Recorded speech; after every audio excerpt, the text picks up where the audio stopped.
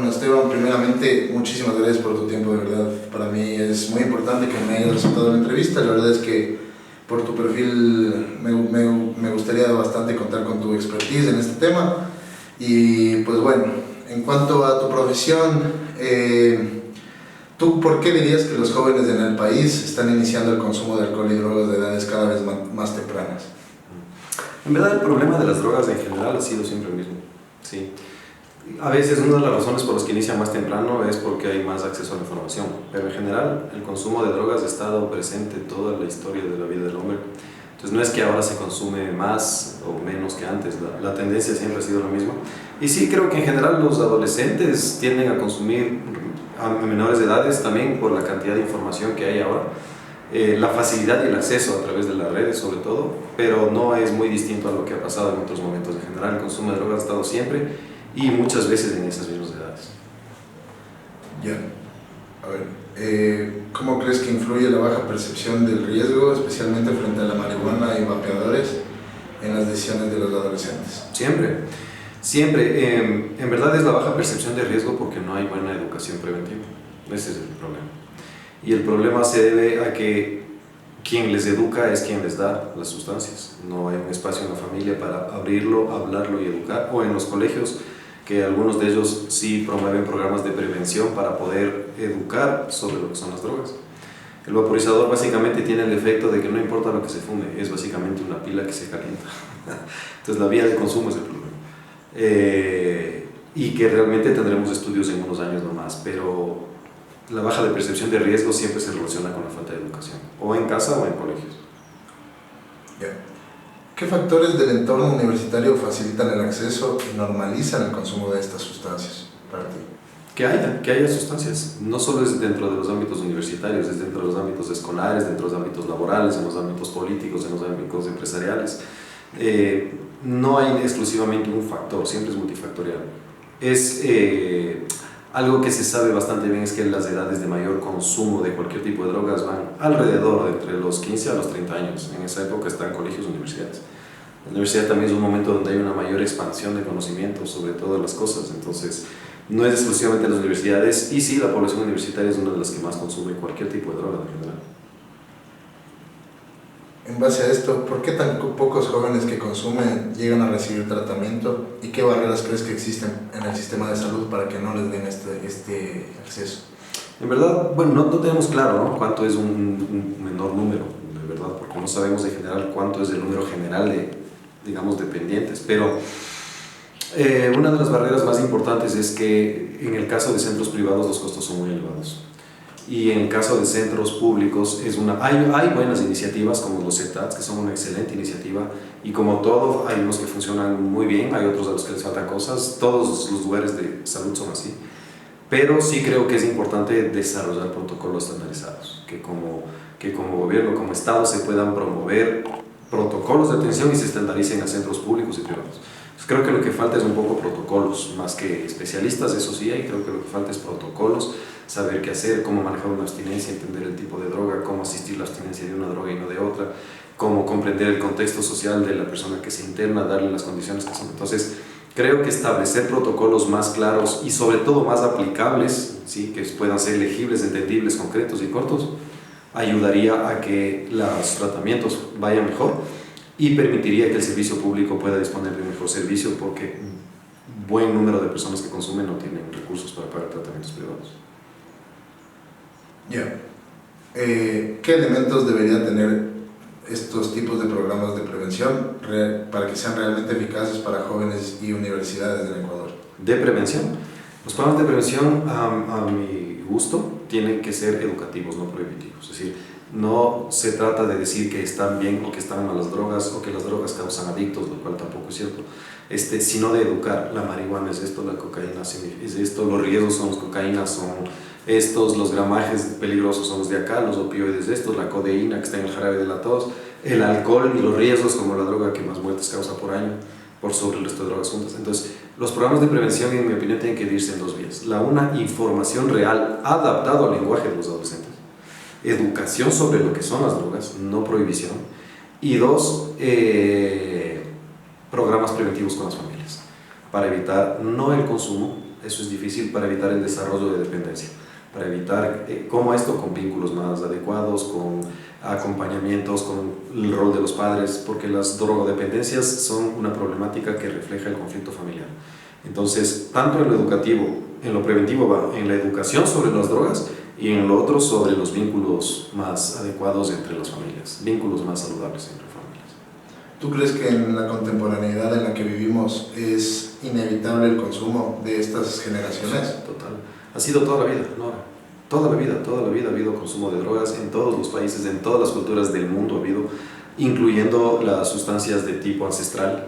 Entonces, toda la vida ha habido consumos en las poblaciones de distintas drogas. Hay relatos de estos en mitología griega, hay en antropología en países como Egipto, como Italia, como en Europa, en Estados Unidos. Todo no es ahora. No es que ahora la gente consume o los jóvenes consumen, ha sido toda la vida. La incidencia es mayor porque cada vez hay más drogas también y cada vez hay más población. Entonces, lógicamente, poblacionalmente, como hay más población, hay más gente que consume. Pero el consumo ha existido toda la vida y no va a cambiar, va a seguir seguramente existiendo. Lo importante es prevenir por eso mismo y formar protocolos para tratamientos con directrices claras. Esteban, ¿qué tan preparados crees que están los centros de rehabilitación en Ecuador para atender estos casos problemáticos? La verdad no podría dar una respuesta concreta porque no los conozco. O sea, hemos estado en el ámbito, pero no conozco los centros, las ciudades en los que estén ni nada. Como todo en la vida, creo que habrá lugares donde se trabaja muy bien, habrá otros lugares donde hay que mejorar cosas. Siempre se puede mejorar. Lo que sí estoy seguro es que todos los centros públicos y privados deberían seguir un esquema de tratamiento. No hacer obligatoriamente lo mismo todos, pero sí tener protocolos. ¿Qué hacer cuando entran menores de edad, en diferencia de los que son mayores de edad? ¿Qué hacer con las familias? No solamente es internar a los chicos, sino dar un espacio de apoyo a las familias. ¿Qué pasa si internamos a alguien que tiene niños menores de edad y le estamos sacando a su padre, internándole? ¿Cómo le ayudamos a la familia que le dé una explicación saludable al niño de esto? Entonces, generar esos tipos de programas creo que estaría bien, facilitaría y armonizaría, creo que tratamientos más eficaces. Literatura al respecto, todos los centros de adicciones yo sugeriría que tengan no solamente los manuales de 12 pasos que son útiles, súper útiles, sino también modelos de intervención desde la psiquiatría, desde la psicología, desde la medicina ancestral.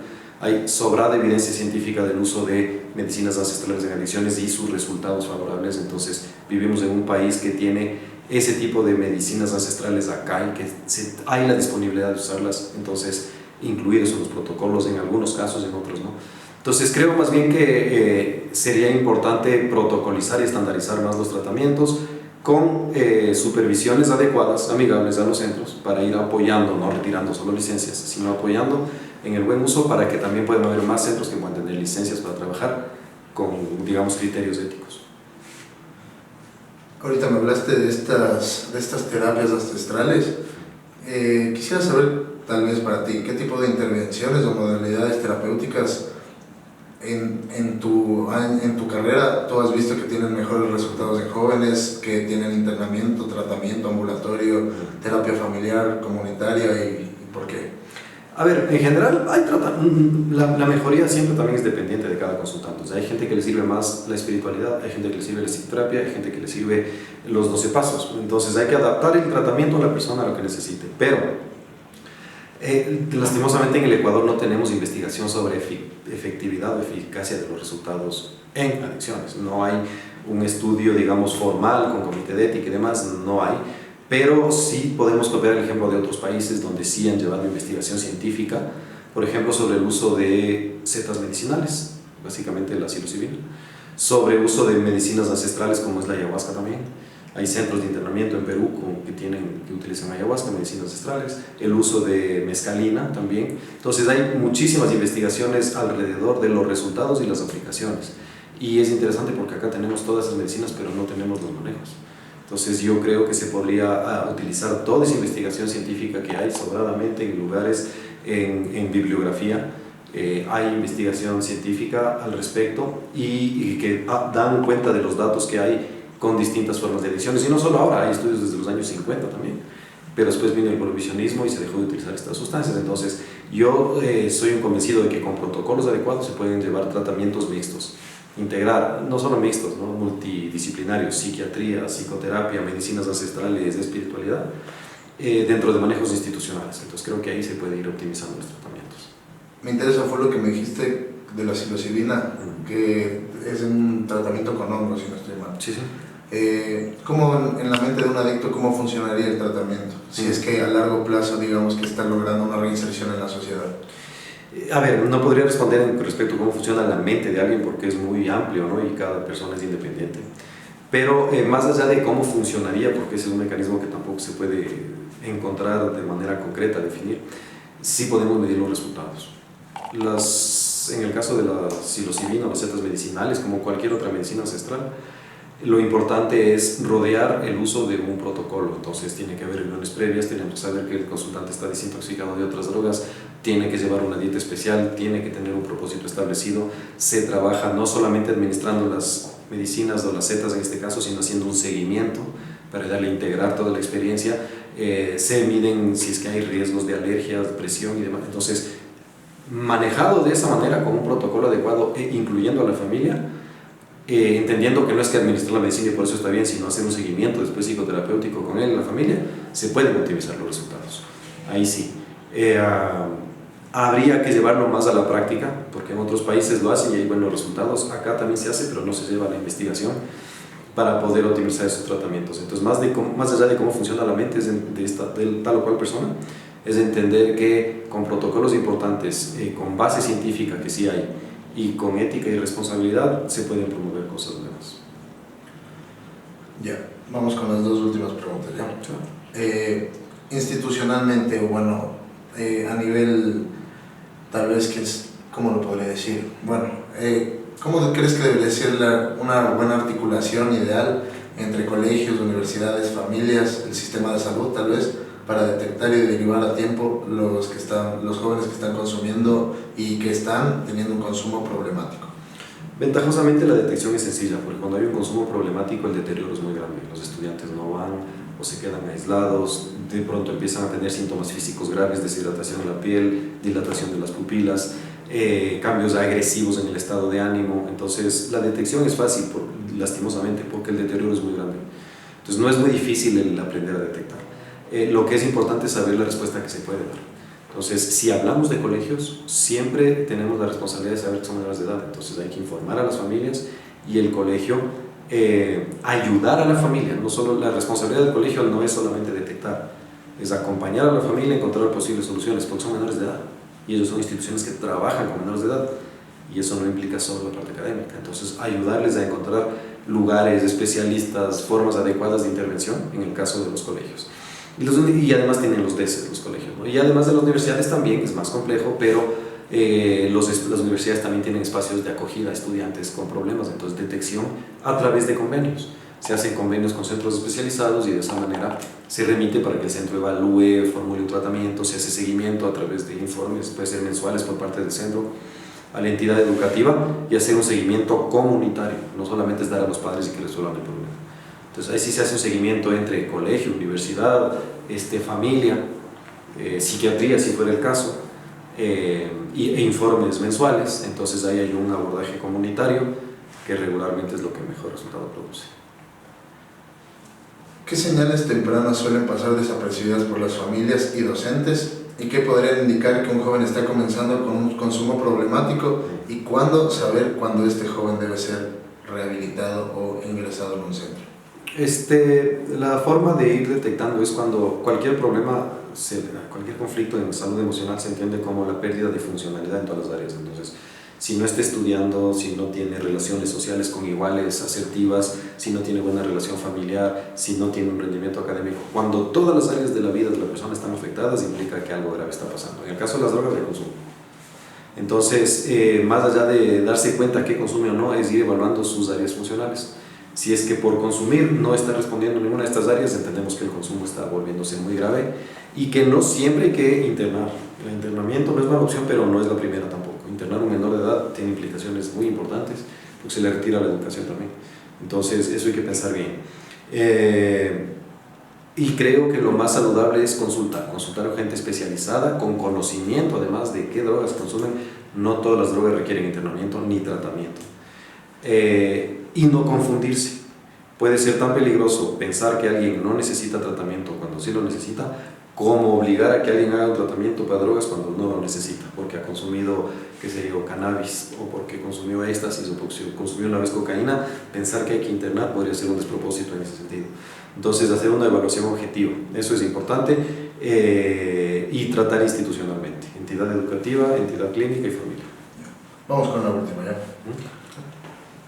¿Cómo crees que afecta la existencia de centros de rehabilitación clandestinos en contraste con los centros regulados a la calidad del tratamiento y a la seguridad de los jóvenes que buscan ayuda? No podría definir qué tal son los centros clandestinos, porque como decía hace un rato no conozco, tampoco los que tienen licencia. Puede pasar que hay centros clandestinos con buena calidad de intervención y centros licenciados con mala calidad de intervención, también puede pasar eso. Creo que es una desventaja porque todos los centros necesitan regulación. Sí, toda entidad en salud necesita regulación. A los hospitales les regularizan, a las clínicas les regularizan, a los centros les regularizan. Siempre hay alguien que regulariza estos centros porque requieren licencia, porque estás internando gente, tú estás conviviendo con gente adentro y es importante que tengan un tratamiento ético, que no vivan en hacinamiento, que tengan 4 camas por cada baño. Todas esas condiciones de salud tienen que haber y eso tiene que garantizar regularmente las entidades gubernamentales rectoras, digamos. Pero el problema de la clandestinidad, que igual da a los centros licenciados, es la ausencia de protocolos. Si tienes un protocolo de tratamiento, tienes una idea de qué hacer. Si solo hacemos un centro clandestino donde internamos gente y le tenemos viendo la ventana y solamente encerrada en grupos y hablando solo de terapias, sin actividades, sin horario de visitas, estamos cayendo en la negligencia. Entonces, los protocolos bien estructurados tendrían que ir. Y sí, el problema de los centros clandestinos, como también de los que tienen licencia, es la falta de protocolos. Yeah. Sí.